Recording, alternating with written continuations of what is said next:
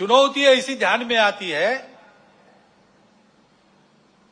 जिसका विचार हम सबको करना चाहिए, क्योंकि वो केवल हमारे सामने यानी संघ के सामने चुनौती नहीं है, केवल हिंदू समाज के सामने नहीं है, केवल भारतवर्ष के भी सामने नहीं है, पूरे दुनिया में वो चुनौती उठ रही है। उसको हमको समझना होगा, क्योंकि बहुत मायावी रूप धारण करके वह चुनौती आगे चलती है। इसलिए उसकी चर्चा करना मुझे आवश्यक लगता है। भारत आगे बढ़ रहा है, लेकिन भारत आगे न बढ़े ऐसा चाहने वाली शक्तियां भी दुनिया में है, जिनके निहित स्वार्थ मार खाते हैं भारत के प्रमुखत्व के कारण। वो अपेक्षा तो यही है कि उनका विरोध होगा, तरह तरह की चालें वो चलेंगे, भारत को दबाने का, एक विशिष्ट मर्यादा के अंदर ही बढ़ने देने का प्रयास करेंगे। वैसा हो भी रहा है, क्योंकि आखिर अभी तक भारत छोड़कर बाकी विश्व ने अपने स्वार्थ की बलि देकर भी दुनिया को बड़ा करने का मार्ग पकड़ा नहीं है। हम ये करते हैं, आज भी कर रहे हैं, सबको मदद करते हैं। हमारी शत्रुता करने वालों को भी आवश्यकता में मदद करने वाले हम हैं। शांति रहे इसलिए अपने हितों का बलिदान भी हमने कई बार किया है और करते हैं। ऐसा स्वभाव दुनिया में नहीं है, और इसलिए भारत आगे बढ़ रहा है या कोई भी देश आगे बढ़ रहा है, कल चल के हमारा स्पर्धक बनेगा ऐसा डर जिनको लगता है, वो उस देश में तरह तरह के उत्पाद करने में कम नहीं करते। भाषा तो विश्व बंधुत्व की होती है, परंतु वो वहां तक ही है। अपने निहित स्वार्थ ठीक रहने चाहिए, अपनी सुरक्षा को धक्का नहीं लगना चाहिए। और इसलिए दूसरे देशों में कई प्रकार के उत्पाद खड़े करना, जनतांत्रिक तरीके से वहां कोई सरकार चुन के कारोबार कर रही, उसको नीचे लाना, ऐसा दुनिया में चलते रहता है। ये दुनिया की रीति लगभग बन गई है, जो नहीं बननी चाहिए लेकिन है।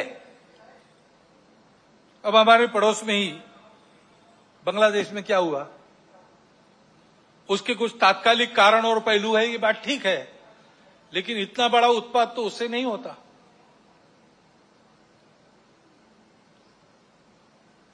वो कारण, उनकी चर्चा जिनका विषय है वो करें, परंतु दो बातें ध्यान में आती है। पहली बात है कि उस उत्पाद के कारण वहां के हिंदू समाज पर जो अत्याचार बार बार होते हैं, उस परंपरा को फिर से दोहराया गया।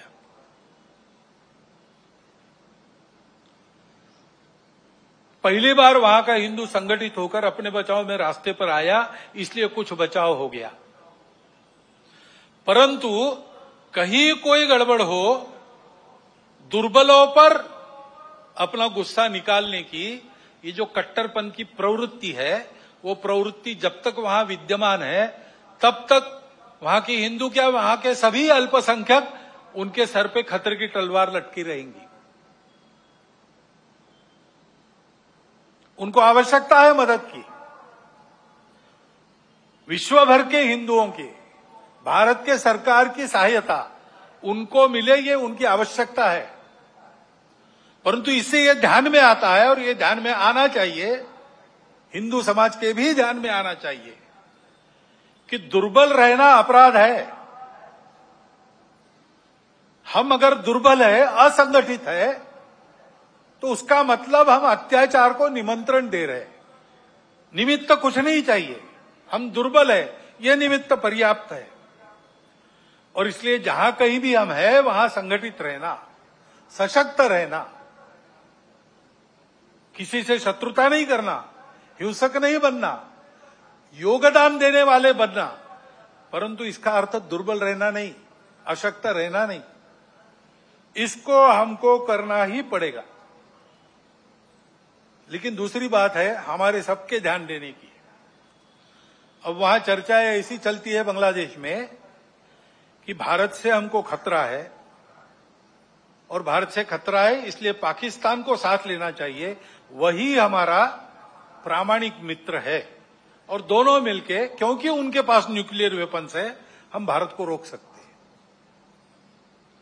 जिस बांग्लादेश के निर्माण में भारत की पूरी सहायता हुई, जिस बांग्लादेश के साथ भारत ने अब तक कोई वैरभाव रखा नहीं, आगे भी नहीं रखेंगे, उस बांग्लादेश में ये चर्चाएं हो रही है। ये चर्चाएं कौन करा रहा है? ऐसे वर्णन, नैरेशंस वहां पर चले, ये किन किन देशों की हित की बात है? ये तो देखने वाले, सोचने वाले समझते हैं, नाम लेने की आवश्यकता नहीं। हमारे देश में भी ऐसा हो, ये इच्छा है, क्योंकि भारत बड़ा बनेगा तो सब स्वार्थ के दुकान तो बंद हो जाएंगे, और इसलिए भारत का यह सामर्थ्य न बने, ऐसे उद्योग चल रहे हैं। Deep state, wokeism, cultural Marxism, ऐसे शब्द चर्चा में बहुत है। पिछले साल भी मैंने उल्लेख किया था। कुछ लोगों ने कहा था कि अपने यहां तो है ही नहीं। ऐसा नहीं है, अपने यहां है, बहुत पहले से है। क्योंकि केवल भारत नहीं, सभी सांस्कृतिक परंपरा के विरुद्ध ये विचार जाता है। परंपरा से दुनिया में कहीं भी कोई भी समाज जीवन में जो मंगल है, भद्र है, ऐसा मानता है, उसको ध्वस्त करना ये इनके कार्य प्रणाली का अंग है। और ये करने के लिए पहला सूत्र उनका होता है, इन्वेड द इंस्टीट्यूशंस, संस्थाओं को कब्जे में लो।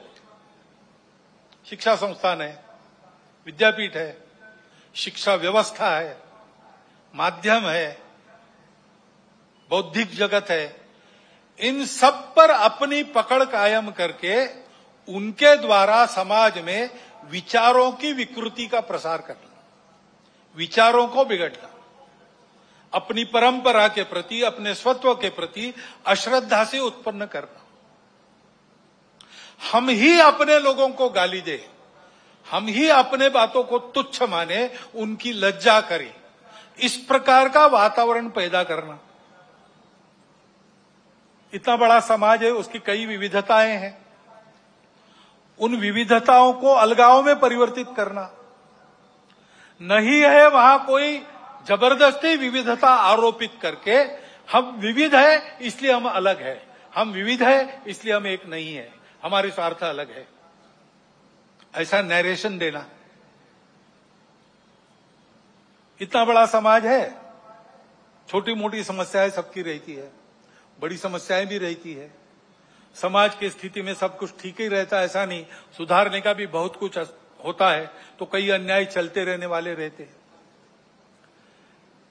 इन सबको लेकर एक असंतोष उत्पन्न करना,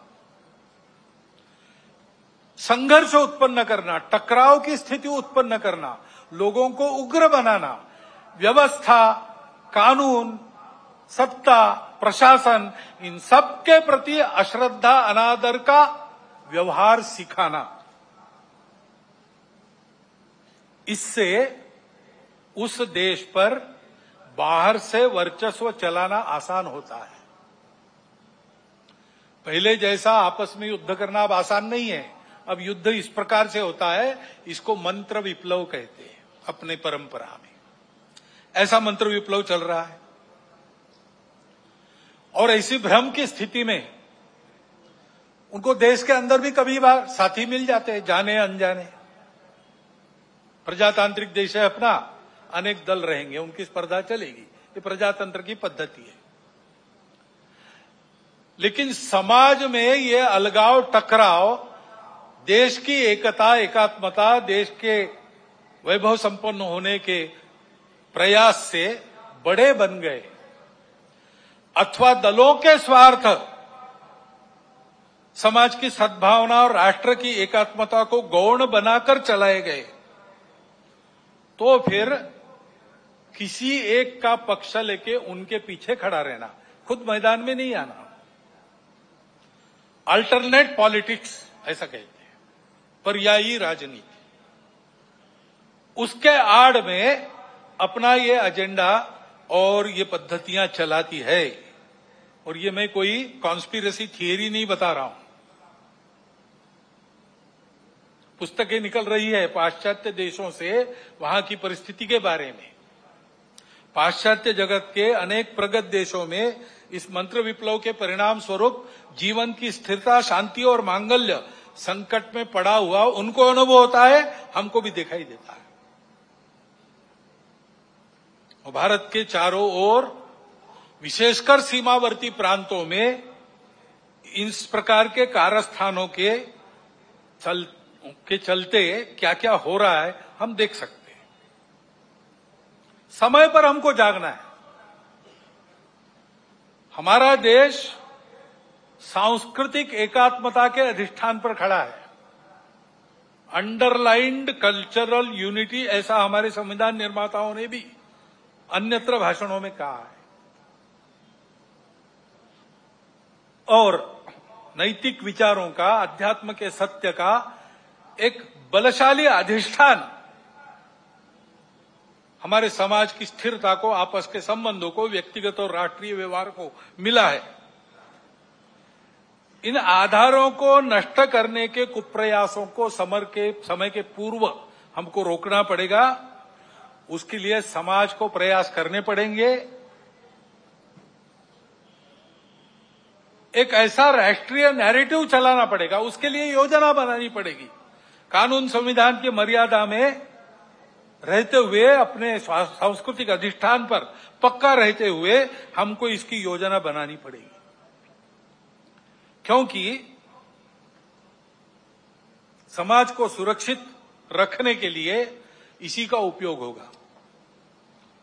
संस्कारों का क्षरण इन विभेदकारी ताकतों को पुष्ट करता है, और वो बलवान होती है तो वो भी संस्कारों के क्षरण का कारण बनती है।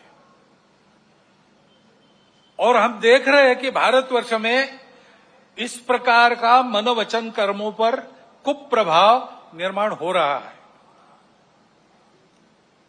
क्योंकि अब कोई बात छिपी रहती नहीं, मीडिया सर्वत्र पहुंचता है।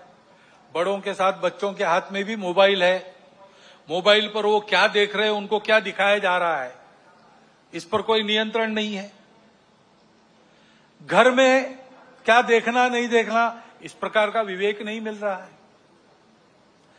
ऐसी स्थिति में घर परिवारों में ये नियंत्रण स्थापित करना और अपनी विधि व्यवस्था में भी इसके व्यवस्था के लिए, कोई इसके नियंत्रण के लिए कानून बनना, इसकी आवश्यकता है। क्योंकि इन संस्कार भ्रष्टता के कई प्रकार के कुपरिणाम है।